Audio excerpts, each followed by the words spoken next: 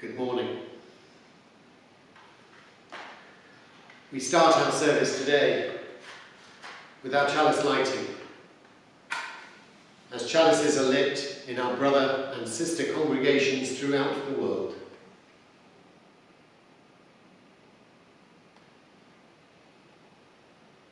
As in a clear dawn, spreading from the east, with a glow of hidden fire, the light comes, older than the earth, but new every morning.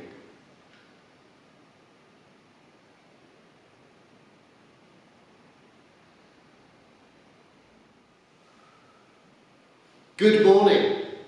Good morning and welcome. Possibly good evening, possibly good afternoon, depends when and where you are. We gather today as three congregations. We gather as Dover, we gather as Tenterden, we gather as Sevenoaks, which is where we are right now. Possibly with Chatham and Maidstone too, we gather not physically, but in community nonetheless. The surge of COVID-19 has forced us to take stock of how we gather, of our priorities to keep each other safe and each other well, but also to build new ways to connect, to keep us together. This is perhaps a shorter service than usual, but I hope you'll find it of value and as a helpful reflection for your week ahead.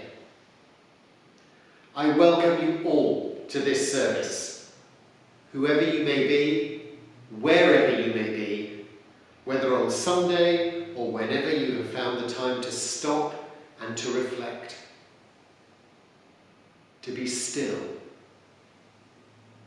to be open, to be here.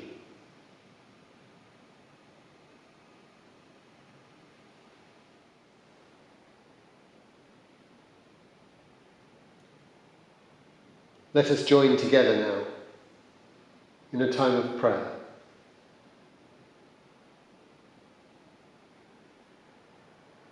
Let silence be placed around us, like a mantle. Let us enter into it as though through a small secret door, stooping, to emerge into an acre of peace where stillness reigns and the mystery is ever present.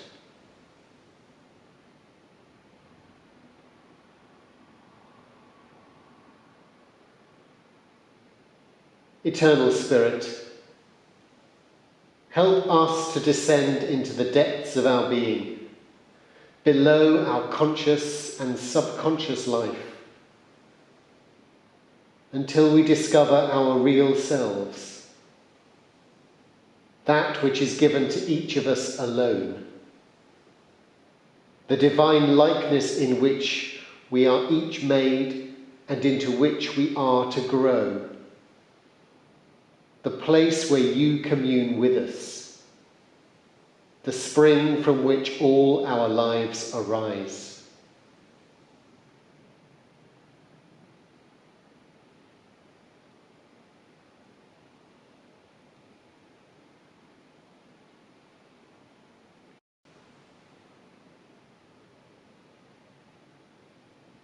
Eternal Spirit, Mother, Father, ever present if only we have eyes to see. We stand in awe in the presence of the universe. In its proper time, may the mystery unfurl before us. Though fettered by our material desires, may the depths of the Spirit uphold and guide us. May the great gifts of the earth sustain us. May the universe forgive our faults and our follies, and may we in equal measure be forgiven. May we ever turn our eyes toward the light, to dispel the darkness which would engulf us. We give thanks for the bounty of the universe, which abounds with power and glory beyond our greatest imaginings.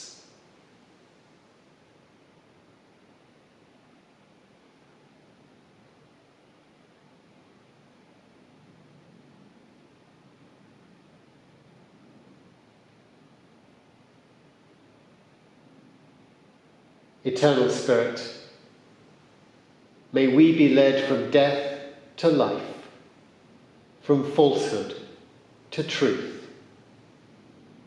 May we be led from despair to hope, from fear to trust. May we be led from hate to love, from war to peace. Let peace fill our hearts, our world, our universe. Amen.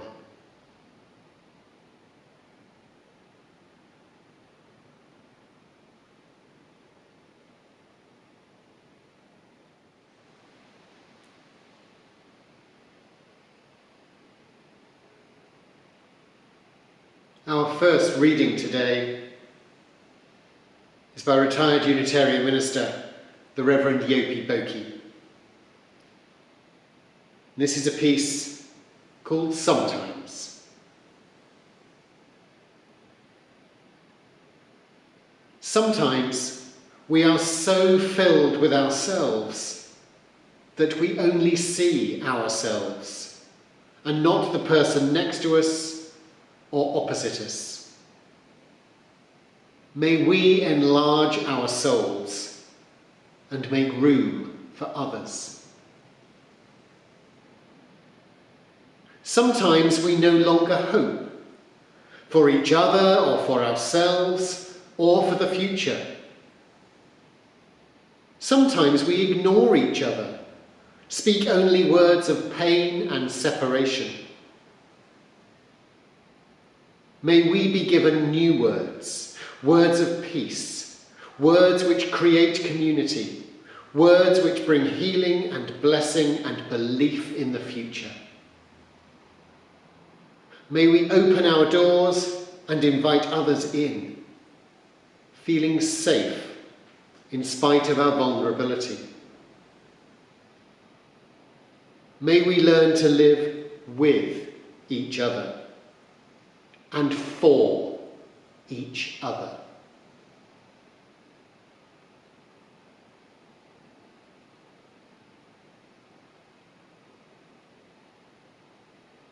The words of Yopi Boki.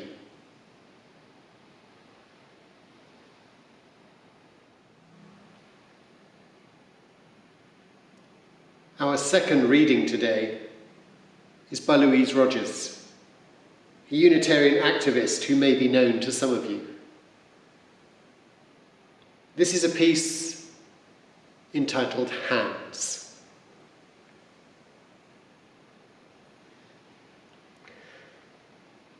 Let us look at our hands and know that they are vital to many of our connections.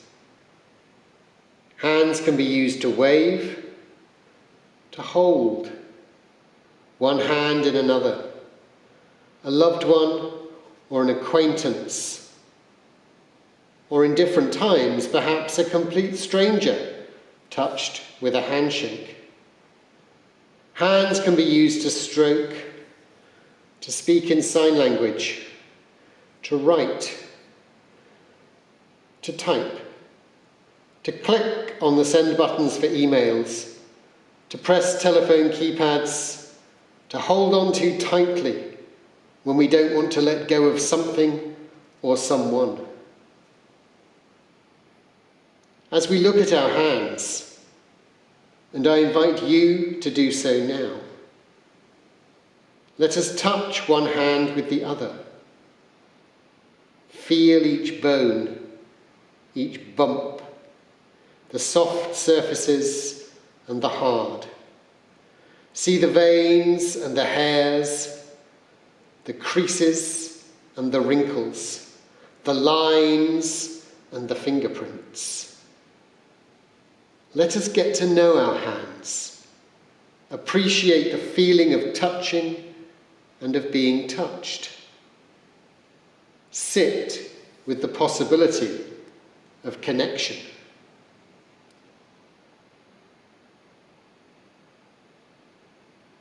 Our hands are like a chapter in our life. They allude to how old we are. A scar may remind us of an event long ago.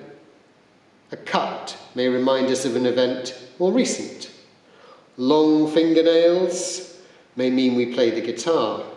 Short fingernails, the piano. Our palm lines tell us, or may tell us, how long we will live, or they may instead remind us that we don't believe in such things. Our fingers may wear rings as symbols of love, or of belonging, or of personality. Ingrained earth may demonstrate our love and our connection to the earth. A bruised thumb may be a reminder of a picture that eventually got hung on the wall. Let us take a moment to think about our hands and what they are capable of. Let us think about the connections they make. Think of what they are telling us about our lives. Let us savour the possibilities for connectedness. And let us smile with gratitude.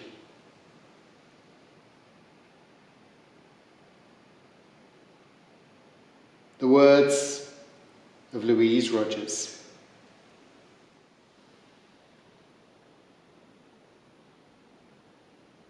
Let us join together now for a time of stillness and prayer and reflection. As we settle our bodies, settling into our chairs, perhaps closing our eyes, focusing on our breath.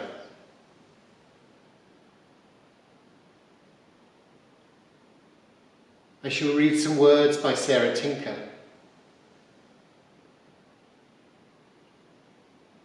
Then we shall come together in stillness and silence together. I shall break that silence with a singing bowl as we bring ourselves back. As we settle our bodies, focusing on our breath.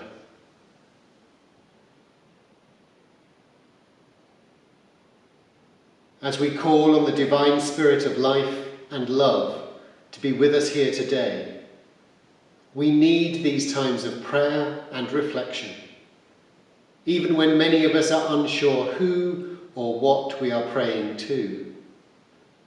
And for some of us, the word prayer itself has lost its meaning and its power. Yet still we sit quietly and turn our attention inwards and focus on our thoughts. And what we focus upon is different for each of us, for we are unique beings, and each of us has our own unique sense of that which we hold to be divine. Yet we share a common humanity, and it is this common humanity that brings us our concerns and anxieties, our hopes and our fears, our gratitude and our joy. For this is what it is to be human. We are for others, both those close to us and those whose lives we hear of only in the news. We delight in the natural world with its rich gifts for our senses. The sounds, sights, smells, tastes, the very touch of it all. We have an idea that we can be greater than we often are, that there is perhaps something of the divine in each and every one of us. We sense mysteries beyond our comprehension as we look at the stars or gaze upon a flower. As we enter a time of shared silence together now, may we be open to the possibility of divinity within and beyond us, and hear its whispered messages to us.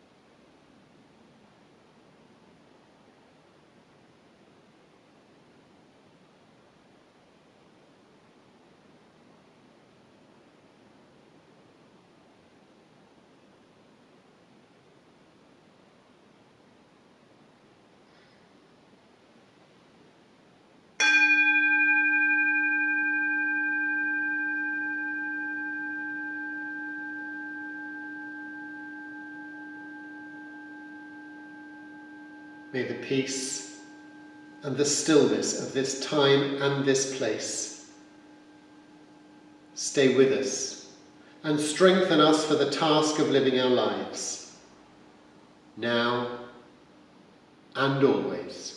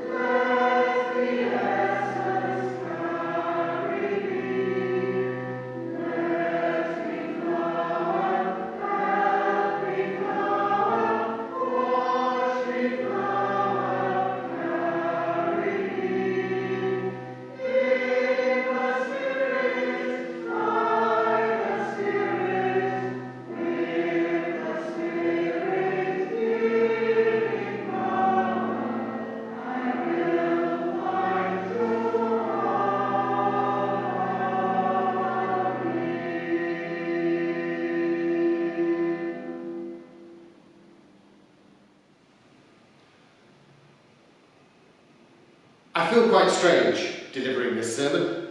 Let's not pretend that you're listening to a service being held in a full meeting house, where there are 30 living, breathing congregants just out of sight. You're not. We are instead taking extraordinary measures to try to reduce the risk of COVID-19, coronavirus, being passed on to one of you, or perhaps from one of you. This wasn't an easy decision, and committees in all three congregations wrestled with the evidence and the information, some changing their approach over the week as new information emerged. And here we are, not in the same place physically, but instead sharing the same space in our hearts and in our minds. Now, I'm delivering this sermon from Sevenoaks, where today, if today is Sunday, we've also had to cancel the children's chapel, which is a great shame. Because when the children, the youth, the young adults, when they gather, the words they usually use for the lighting of their chalice are very, very simple. This is what they say when they light their chalice. We light this chalice to celebrate being Unitarians. This is the home of the open mind. This is the home of the helping hands. And this is the home of the loving heart. And all of this is accompanied by actions to help us all remember the importance and the purpose of our presence here. And these are the actions. This is the home of the open mind. This is the home of the helping hands. And this is the home of the loving heart.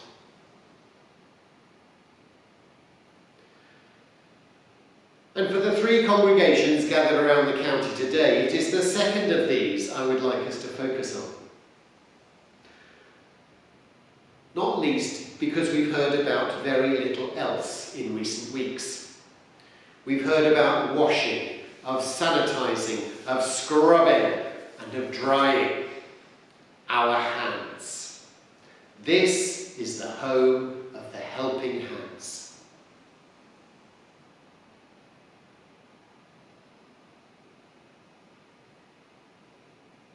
Now, helping hands suggests doing. Now, whilst Unitarians are proud, and rightly proud, of their commitment to rational thought, proud of their willingness to read and engage with different ideas and approaches to religion and spirituality, however, I think this is only part of the story. Our calling, as human beings in this great interconnected world of ours, is surely not simply to think, to ponder, to assess in an intellectual way. We're also called to do. We're called to make a positive contribution to this wonderful world we live in, to use our helping hands.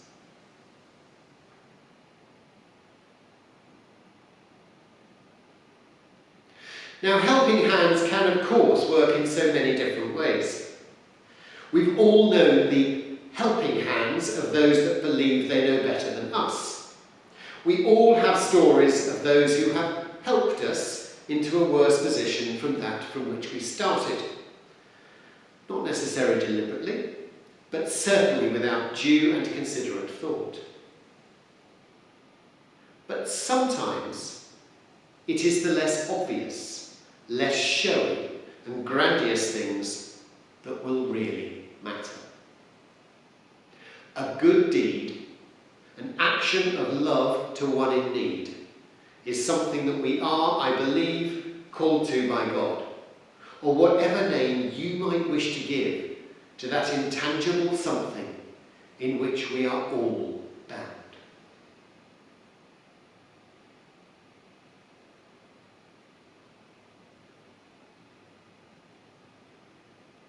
Now, good deeds are, of course, inextricably bound into religious aims and intents too.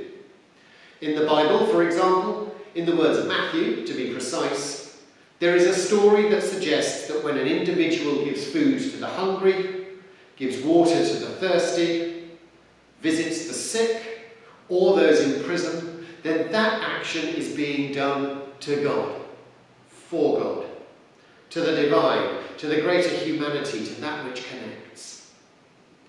Because for me, with a view that God is an indescribable something, a formless form that provides the source and inspiration of love and life, and is present within each and every one of us, then the notion that an act of kindness towards an individual becomes, for me, an action of kindness towards all humanity. By simply living a life of love towards others, we're benefiting humankind in so many different ways. Ourself, the community within which we live, the congregations with whom we worship, our fellow congregations, with those we are helping, inside and outside of our communities, with those we are helping, we are hoping in the help we are, with those we see hope in the help we are providing to others.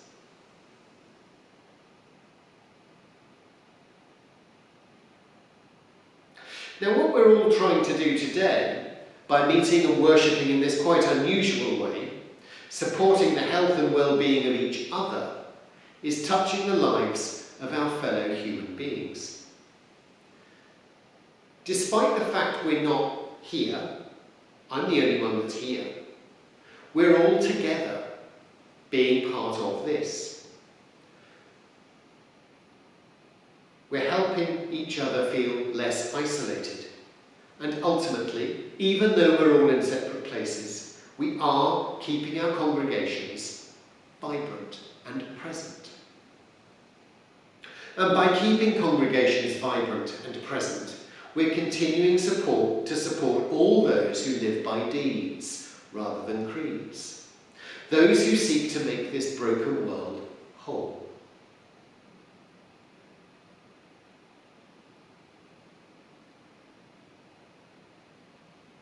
Now this, of course, this virtual congregation is a temporary arrangement. We'll be able to gather in our meeting houses and churches again, in relative terms, very, very soon. But that doesn't matter. Because each time we gather, in our hearts and in our minds, and with others in some way, we are answering that inner call to the divine. We are answering that still small voice that tells us to come together and to help and to serve others in the world.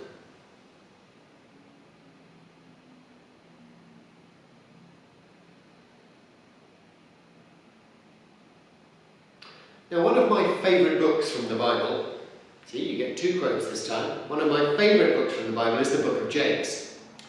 And within it is a quote that provides a reminder of our needs to add deeds to our faith. And I'm going to quote it because it's a fantastic statement. And those of you that have been here before, and those of you at Tenterden and at Dover, will have heard me say this one many, many times because I think it's fantastic. It's also rockstar Alice Cooper's favourite piece of prose, and in my book, that makes it worth reading. So in the letter of James, in the New Testament, James asks,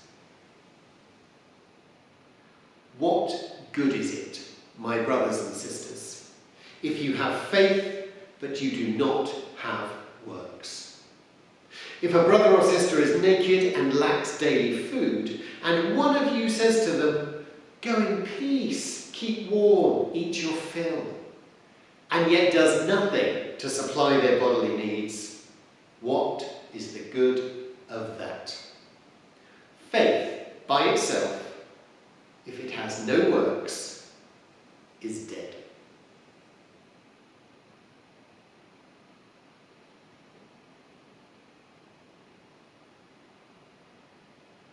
Now, I firmly believe that from whichever religious path you come, or from no religious path at all, the sentiment in James's letter must be a guide for us all. Our faith in life, our faith in humanity, our faith in the possibility of a better world can only be realised through works and through deeds. We are part of this broken society, and we are part of the solution too.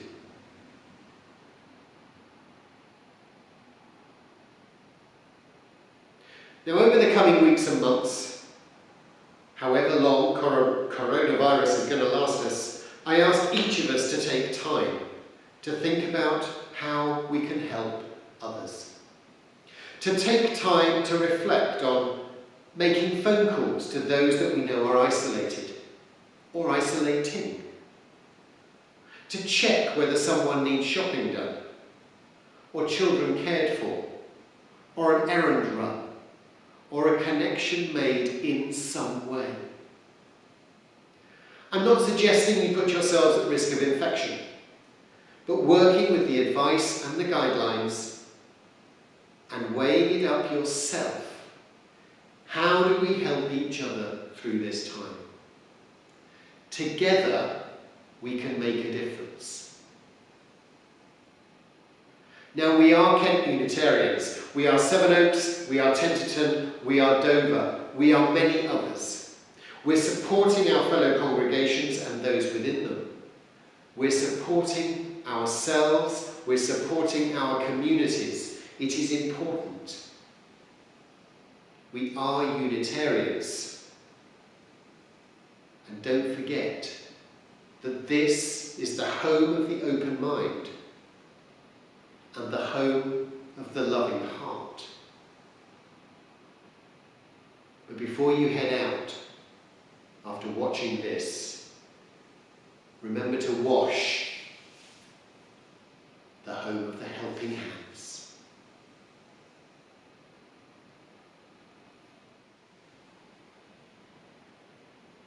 And now some closing words.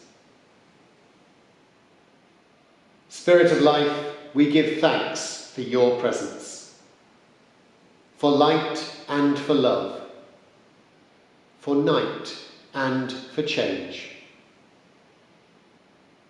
Our worship is over, but our service continues.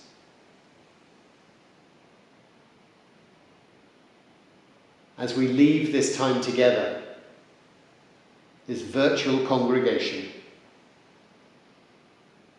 may there be peace amongst us all, now and forever.